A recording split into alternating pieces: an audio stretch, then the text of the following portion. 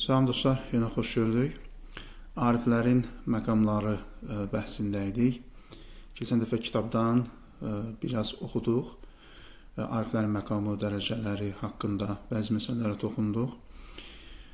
Həmin hissədə, o birinci hissədə belə bir hekayə var. Salaman və İbsal haqqında və ya Əbsal haqqında. İbn Sina bu hekayəni burada qeyd edir. Və oxuculara belə bir mesaj ötürür ki, bu hekayədə sizin üçün çox böyük bir ibrət var. Ona görə bu hekayəni özünüz neyinin, orada olan o rəmzi işarəni özünüz çalışın, oxuyun və çözün. Burada deyir ki, وَإِذَا قَرَعَ سَمْعَكَ فِي مَا يَقْرَعُهُ Əgər eşitmisənsə, qulağına çatıbsa, قَرَعَ سَمْعَهُ yəni qulağına çatmaq. Yəni eşitmək. Və surida aleyke fima təsmə'uhu və eşitdiklərin arasında qıssatun belə bir hekayə sənə danışılıbsa, bu hekayə hansı hekayədir? Səlman və İbsal. Səlman və İbsal haqqında. Yəni əgər Səlman və İbsal haqqında bir hekayəni eşitmisənsə və ya kimsə sənə bu hekayəni danışıbsa, fa'lam anna Səlman məsəlun duribə lək. Buyurur ki, bu Səlman və İbsal iki fərqli şəxsdir. Bunlardan Səlman məsəlun duribələk, bu sənin özün üçün bir misaldır. Burada sənin sırf özün üçün bir ibrətli misal var. Və ənə İbsalən məsəlun duribə lidərəcətikə fil irfan. İbsal isə sənin irfandakı məqamın haqqında olan nədir? Məsəldir. İn kuntə min əhlihi, əgər təbii ki, sən bunun əhlindən-sənsə. Thumma hallir ramzə in ataqdə və sonra əgər bacarsansa, oradakı bu rəmzi çöz, həll et. Deməli, bu Salaman və Əbsal və ya İbsal hekayəsi fəlsəfə və irfanda məşhurdur. Bunu İbn Sina da qeyd edib, Söhrəverdi, Ariflərdən Rumi və Cami öz əsərlərində qeyd ediblər və ondan müəyyən irfani mənalar çıxarış ediblər. Xacə Nəsrəddin Tusi və Fəxri Razi ki, hər ikisi bu əsərə şərh yazıblar, onların bu hekayə haqqında fikirləri bir-birindən bir növ ziddiyyət təşkil edir. Baxın, Fəxri Razi yazır ki, ümumiyyətlə belə bir hekayə yoxdur, çünki heç bir kitabda bu haqda məlumat yoxdur. İndiyəcən belə bir şey eşitməmişik. Ona görə bunu şeyx özü uydurubdur. Yəni, şeyx İbn Sina özü bu adları uydurub. İndi məqsədi yəqin ki, oxucunu düşündürmək olub, yəni nə olub? Hər halda bunu şeyx özü uydurub, sonra da oxucuya deyir ki, bu hekayə haqqında düşün. Fəxri Razi buna bir növ etirazla yanaşır ki, belə bir hekayə yoxdursa və şeyx bu adları özündən uydurubsa, Sələman və İbsal və Əbsal adlarını özündən uydurubsa, biz bu hekayəni harda oxuyub, harda, necə nəticə çıxaraq, bu bir növ bizi çətin bir vəziyyətdə qoymaqdır. Amma Xacə Nəsrəddin Tusi deyir ki, xeyr, bunu şeyx uydurmayıbdır. Çünki şeyx burada İbn Sina nədir? Qissə, hekayə sözünü işlədir. Yəni, sanki bu elə bir hekayə var, olub, şeyx oradan nəql edib, amma indi ola bilər əlimizə çatmayıbdır. Və Xacə Nəsrəddin Tusi şahid olaraq müəyyən nümunələr gətirir. Məsələn, deyir ki, وَقَدْ سَمِعْتُ بَعْدَ الْأَقَاوِلْ بِخُرَسَانِ Öz şərhində bunu deyir ki, mən Xorasanda olarkən bəzi şeylər eşitdim. Məsələn, İbn Əl-Ərabi adında bir şəxs olub, o kitabında, Ən-Nəvadir adlı kitabında bir hekayə nəql edir ki, o hekayədə bu iki şəxsin adı keçir Səlman və İbsal. Ki, Sələman yaxşı insan, xeyirxah insan olub, İbsal şər insan olub, hər ikisi də əsir düşürlər. Sələman yaxşı insan olduğuna görə onu azad edirlər, pul verib azad edirlər. Amma İbsal pis insan olduğuna görə onu azad etmirlər və o ölür. Burada Xacə Nəsrəddin Tusi deyir ki, belə bir hekayənin olması onu göstərir ki, Sələman və İbsal adı şeyxin, yəni İbn Sinanın özünün uydurduğu ad deyil, bu adda hekayələr, bu adların olduğu hekayələr olub. İndi bu hekayə təbii ki, bu İbn Ərabinin qeyd elədiyi hekayə, bu şeyxin nəzər tutduğu hekayə deyil. Çünki Xacə Nəsrəddin Tusi burada 3 dənə hekayə nəql edir. İkisini deyir ki, bu ikisi şeyxin qeyd elədiyi mətləbinə uyğunluq təşkil eləmir. Digər bir hekayədə, hansı ki o daha məşhurdur, həm fəlsəfi kitablarda, həm irfani kitablarda, o da budur ki, bir nəfər padşah olur, o heç bir qadına yaxın durmadan övladı olur, bir nəfərin vasitəsilə, köməyi ilə, bir hikmətli müdrik şəxsin köməyi ilə. Sonra bu şəxs böyüyür, bu şəxsi böyüdən qıza aşiq olur.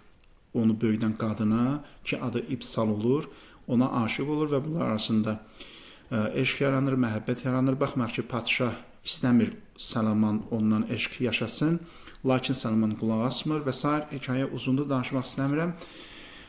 Digər hekayədə, məşhur hekayədə budur ki, burada padşah ağlı və ya Tanrını təmsil edir. Oğlan Salaman insan ruhunu, mənəvi dünyanı təmsil edir, İbsal maddi dünyanı və azğınlığı təmsil edir və s. Bundan da müəyyən nəticələr çıxardanlar olubdur. Xacə Nəsrəddin Tusi deyir ki, bu ikinci hekayə də şeyxin, yəni müəllifin İbn Sinanın məqsədinə uyğunluq təşkil etmir. Və üçüncü bir hekayə var. Üçüncü hekayəni Xacə buyurur ki, onu mən bu şərhi tamamlayandan 20 il sonra eşitdim ki, bu əsər də Əbu Ubeyd Əl-Cürcaninin əsərində qeyd olunub. O, orada bu hekayəni nəql edir və Xacə Nəsrəddin Tusi deyir ki, Cürcaninin qeyd elədiyi hekayə şeyxin, belə deyək, mətləbinə, işarə eləmək istədiyi mətləbə daha yaxındır ki, burada da iki qardaşın hekayəsi keçir ki, bir qardaş, burada Əbsal və ya İbsal Salamanın balaca qardaşı olur. Sonra Salamanın xanımı Əbsala aşiq olur və bunlar arasında qeyri-qanuni bir eşq hekayəsi keçir və s. Xülasə, bu hekayələrin tam etibarlı bir mənbəsi yoxdur. Yəni, bizə tam aydın deyil ki, həqiqətən Şeyx İbn Sina bu hekayələrdən birini nəzərdə tutub, bu hekayəni qeyd edib, yoxsa şeyxin nəzərdə tutduğu hekayələrlə bu hekayələr bir-birindən əlaqəli deyil. Və maraqlıdır ki, Xacə Nəsrəddin Tusi ikinci hekayə, bundan qabaqki hekayə haqqında buyurur ki, bu hansısa bir avam fəlsəfəçinin uydurduğu bir hekayədir ki, şeyxin o nəql etmək istədiyi mənanı güya o hekayədə bizə çatdırmaq istəyib. Hər halda bunlar dediyim kimi etibarlı heç bir mənbəyə söykənmir. Ona görə bu barədə çox danışmaq istəmirəm, baş vermək istəmirəm. Keçək əsas məsələyə, tənbihun. Burada çox dərin məsələlər var, mətləblər var. Mən istəyirəm bu barədə geniş danışaq. Tənbihun. Buyurur ki, Əl-mu'ridu an məta'id dunya və tayyibatiha yuxassu bismi zahid والمواظب على نفل العبادات من القيام والصيام ونحوهما يخص باسم العابد والمنصرف بفكره. Baxın dostlar, burada İbn Sina 3 bir növ məqama işarə edir. Birinci məqam zöhd məqamıdır, zahid. İkinci məqam ibadət, əbd məqamıdır ki, buna da abid deyilir. Üçüncü məqam irfan məqamıdır ki, buna da arif deyilir. Bir növ İbn Sina burada zahid, abid və arifin xüsusiyyətlərini qeyd edir. Birinci xüsusiyyət və birinci nümunə zahiddir. Baxın, İbn Sina zahidi necə izah edir? Buyurur ki, Əl-mu'ridu an məta'id dunya və tayyibatiha. Dünyanın neymətlərindən və dünyanın o gözəlliklərindən üz döndərən şəxs yuxassu bismi zahid. Buna deyirlər zahid. Deməli, zahid kimdir? Zahid o şəxsdir ki, dünyanın naz-neymətindən, dünyanın o gözəlliklərindən üz döndərir. Baxın, burada mu'rid kəlməsi keçir, üz döndərmək. Üz döndərmək nə deməkdir? Baxın, iki məsələ var. Bir budur ki, bir insanın dünya neymətləri əlində yoxdur, ixtiyarında yoxdur. Bunu iki cür təsəvvür etmək olar. Bir var ki, bu insan bacarmır, qazansın, dünya neymətlərini, naz neymətlərini əldə etsin. Bir də var ki, bu insan bacarır, amma istəmir, yaxın durmur. Baxın, bu ikisi fərqlidir. Əl-mu'rid deyəndə məqsəd ikincidir, yəni üz döndərib. Üz döndərmək nə deməkdir? Yəni, sənin o naz neyməti əldə etmək imkanın var, amma sən neyinirsən? Ondan üz döndərirsən. İbn Sina burada istifadə olunan kəlimə çox önəmlidir. Əl-mu'rid, üz döndərən. İbn Sina deyir ki, zahid o şəxsdir ki, dünyanın naz neymətindən neynir? Üz döndərir. وَالْمُوَاظِبُ عَلَى نَفْلِ الْعِبَادَةِ مِنَ الْقِيَامِ وَالصِّيَامِ وَنَحْوِهِمَا. Bəzi insanlar da var ki, onlar neynirlər? Müstəhəb əməllərlə məşğuldurlar, ibadətlərlə məşğuldurlar. İstər namaz olsun, istər oruc olsun, istər digər əməllər olsun. Baxın, vacibləri yerinə yetirirlər. Vacibləri yerinə yetirəndən sonra onun artıq müstəhəbləri ilə məşğul olurlar, müstəhəb əməllərlə məşğul olurlar. Buna da deyirlər yuxassu bismil abid. İbn Sina deyir ki, buna da abid deyilir. Vəl-munsarifu bi fikrihi ilə qudsil cəbərud. Bir dəstə insan da var ki, o ancaq Allaha yönəlibdir. Onun fikri, zikri, düşüncəsi ancaq nədir? Allahdır. Bu insanın xüsusiyyəti nədir? Mustədimən li şuruqi nuril haqqi fi sirrihi. Daim haqqın nuru onun ruhuna enir. O daim haqdan, cəbərut aləmindən nur əxz edir. Niyə? Çünki bu adam Allaha yönəlib, fikri, zikri, düşüncəsi ancaq Allahdır. Allahdan başqa heç nə bunu maraqlandırmır. Ona görə bu ruhu o qədər paklanıb, o qədər təmizlənib ki, daim haqq dərgahdan ona nə nazil olur? Nur nazil olur. Və bu nur nazil olarkən, əlbəttə nur deyəndə bu bir təbirdir, ifadədir.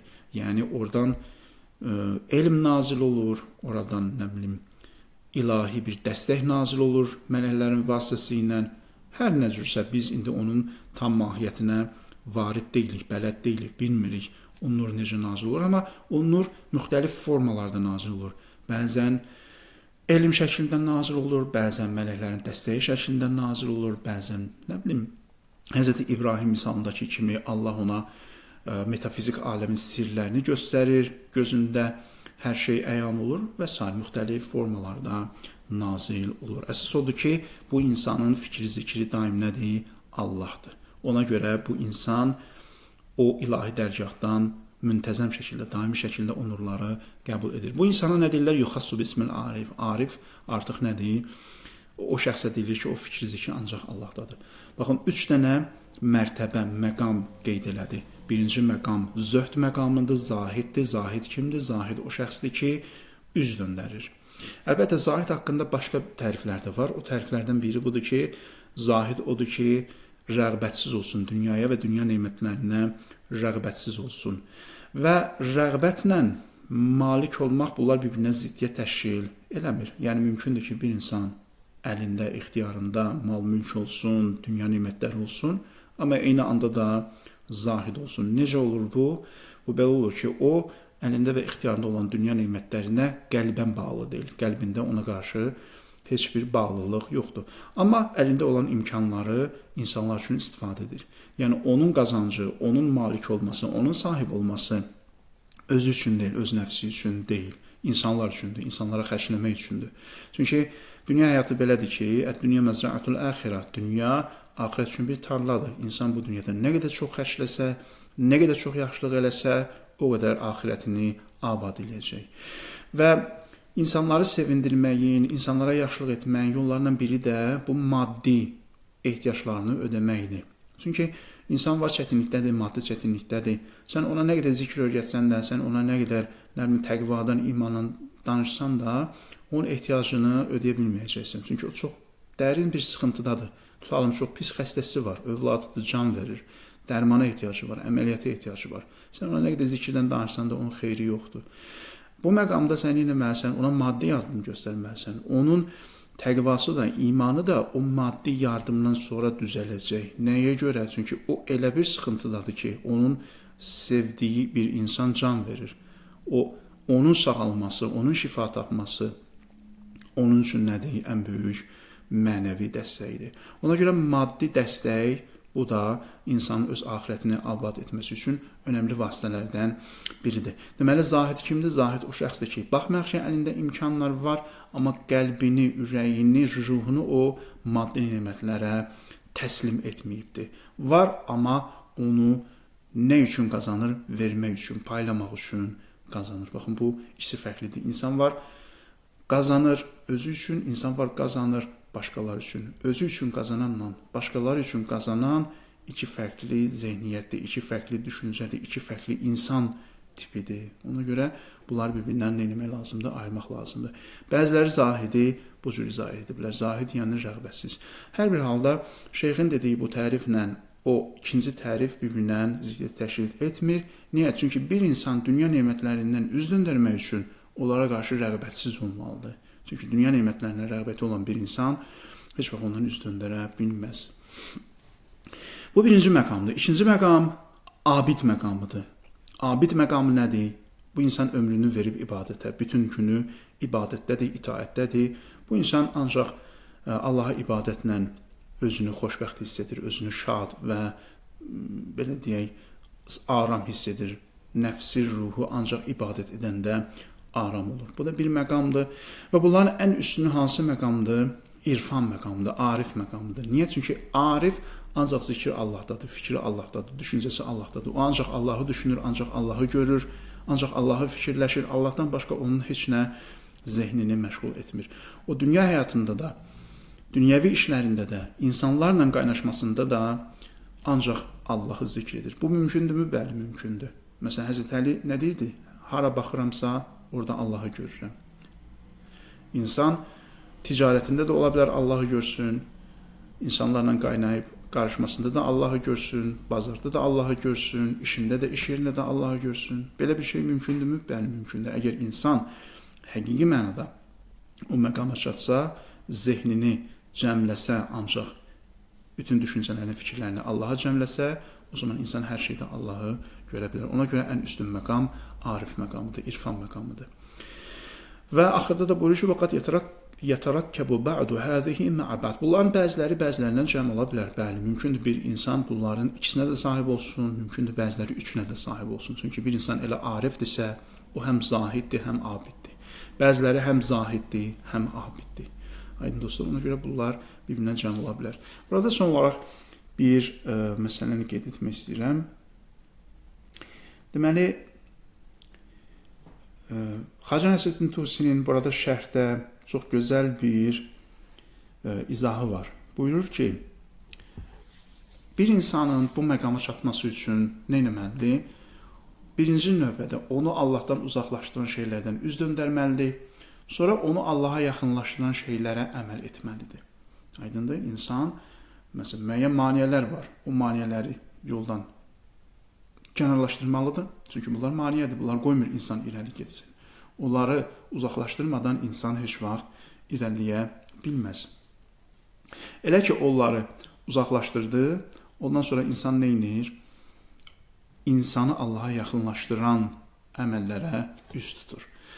Və bu vasitə ilə uzaqlaşdırmaqla maneələri və həmçinin onu Allaha yaxınlaşdıran əməlləri etməklə, bunları bir arada cəm etməklə insan nə edir? Allaha tərəf yaxınlaşır.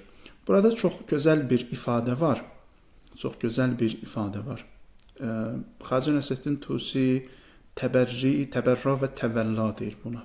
Təbərra və təvəlla. Yəni, insanı uzaqlaşdıran şeylər, insan onlardan təbərra eləməlidir, yəni uzaq durmalıdır. Və insanı Allaha yaxınlaşdıran şeylərə isə təvəlla etməlidir, yəni onları özünə dost tutmalıdır. Onlara əməl etməli. Bu çox gözəl təbirdir. Xacə Nəsrəddin Tusi bunu şərhində qeyd edir. İnsan nə etməlidir? Onu Allahdan uzaqlaşdıran əməllərdən təbərra etməlidir, uzaq durmalıdır. Çünki təbərra, təvəlla mənası nədir? Təbərra uzaq durmaqdır, təvəlla dost tutmaqdır. Onu Allahdan uzaqlaşdıran əməllərdən. Bunlar haramlardır, məkruhlardır, bəzən mübah işlərdir. Bunlardan uzaq durmalıdır və təvəlla etməlidir o əməllərə ki, o əməllər onu Allaha yaxınlaşdırır. Onlar da məsələn müstəhəb əməllərdir, vacib əməllərdir, müstəhəb zikirlərdir, müstəhəb ibadətlərdir və s. Bu da ikinci bəhs idi. Burada zahid, abid və arifin tərifi ilə və xüsusiyyətləri ilə tanış olduq. Bugünün fikrimizə bu qədər kifayətdir. İnşallah növbəti dərsdə görüşənədək hələlik.